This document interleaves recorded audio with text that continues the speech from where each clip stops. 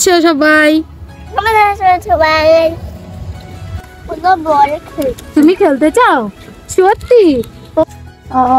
একটু অন্যভাবে ভয় দেখাও। এই তো। হ্যালো এভরিওয়ান, আসসালামু আলাইকুম। কি অবস্থা সকালে, কেমন আছেন সবাই? অনেকদিন পর আজকে বের হলাম। আজকে বের হওয়ার রিজন হচ্ছে আমাদের আফরা বেবি এসেছে। তো আফরা বেবির সাথে দেখা না করলে তো হবেই না। সে কল দিয়ে বলবে, খালামণি সোনাম্মু আমাদের বাসায় কবে আসবা তোমরা, আমাদের বাসায় কবে আসবো তোমরা।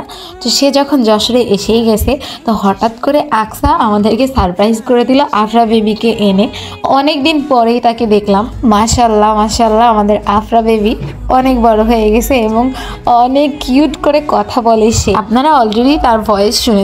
সে অনেক চঞ্চল, অনেক সুন্দর করে কথা বলে এবং তার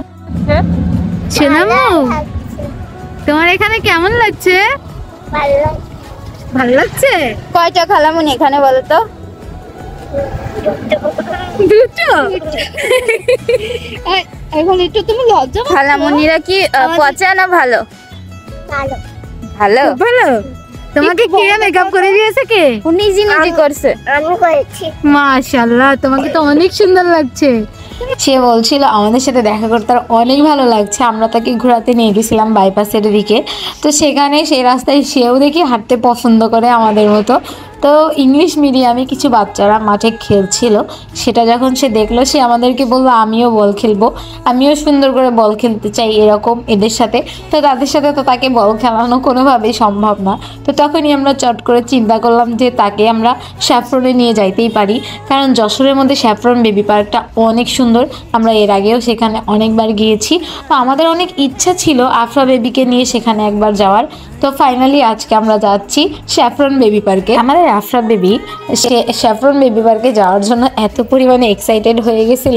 তাকে যখন আমরা বলছি যে তোমাকেও নিয়ে যাচ্ছি আমরা বল খেলানোর জন্য, সে কি পরিমাণ খুশি হয়েছে সেটা যাওয়ার পরে আপনারা ভিডিও দেখলেই বুঝতে পারবেন।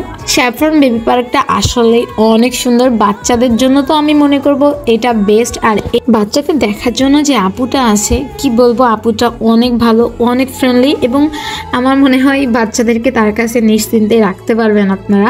সে খুব ভালো টেক কেয়ার করে বাচ্চাদের। আমাদের বেবিকে তো সে অনেক বেশি টেক কেয়ার করছে। আর আমাদের বেবি তো দেখেই বুঝতে পারছেন সে কতটা হ্যাপি। সে স্যাফরনে যাওয়ার পর বলছে আমার তো এখানে অনেক ভালো লাগছে, আমার তো এখানে অনেক ভালো লাগছে।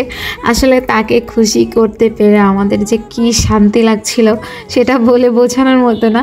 সে নিজের ইচ্ছায় এই ট্রেনে উঠছে, ওঠার পর সে নিজেই কান্না করে দিয়েছে। তার নাকি ভয় লাগতেছিল।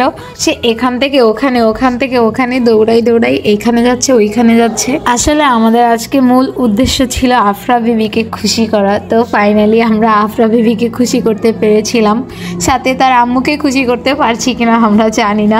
তোমার জন্য সবসময় দোয়া থাকবে। আমরা চাই তুমি সবসময় ভালো থাকো, কখনোই নিজেকে কষ্ট দিবা না। আমরা অবশ্যই তোমার পাশে বন্ধু হিসেবে আসি, থাকবো। আমি জানি না আমরা তোমাকে খুশি করতে পারছি কিনা, বাট চেষ্টা করছি। নেক্সটে আসলে তোমার সাথে আরও ভালো সময় কাটাবো ইনশাল্লাহ। আমাদের আফরা বেবি আজকে এত পরিমাণে ফুরফুরে মেজাজে ছিল, সে কিন্তু খুবই খুবই খুশি হয়েছে যে তাকে আমরা এত সুন্দর একটা জায়গায় নিয়ে গেছি। আর সে খেলতে অনেক পছন্দ করে, যার কারণে সে আরও অনেক বেশি খুশি।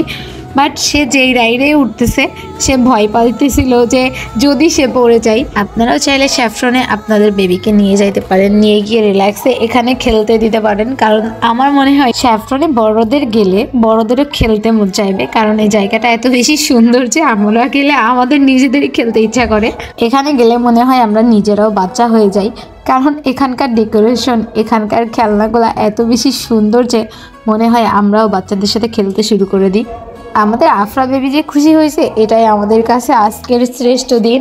সে আমাদের সকলের কাছে অনেক প্রিয়, তাকে আমরা সকলে অনেক ভালোবাসি এবং অনেক আদর করি। বিশেষ করে তার কথাবার্তাগুলো এত বেশি সুন্দর যে তার কথা শুনে যে কোনো মানুষ তারকে ভালোবাসতে আদর করতে বাধ্য হবে। আগেই বলছিলাম না যে এখানে আসলে খেলা করতে মন চাইবে, তো আমরাও কিন্তু এটাই শুরু করে দিয়েছি, খেলা করা। বাট অনেকক্ষণ ধরে চেষ্টা করার পরেও কিন্তু আমি ফেল। যে আচ্ছা আমাকে এতবার বলছিল আমি পারবো না আমি পারবো না, ও নিজেও ফেল হয়েছে অনেকবার। তারপর এত পরিমাণে দুষ্টমি করছে যে নিজে গিয়ে বল ধরে দিয়ে আসছে সে। মানে এত পরিমাণে দুষ্টামি করতে পারে ও। সিরিয়াস মুহূর্তে অলওয়েজ একটা ফানি কথা বলবে যে আমরা সবাই হেসে দিতে বাধ্য হব।